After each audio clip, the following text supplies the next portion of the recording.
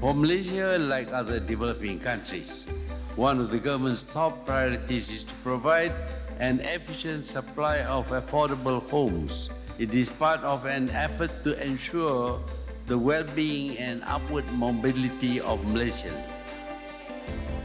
Innovation and digital technology will be the way forward to tackle the demands for affordable homes.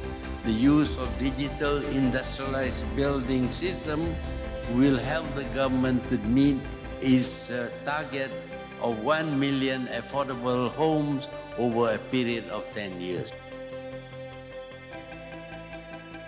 In order to ensure a continuous supply of homes, there is a need for a method of building that is efficient, productive, and low on skilled labor, allowing upskilling and localization of our workforce. This is the type of disruptive technology the country needs more of. On that note, ladies and gentlemen, I hereby officially launch Gamuda IBS, the digital manufacturing for construction in Malaysia. Congratulations and thank you.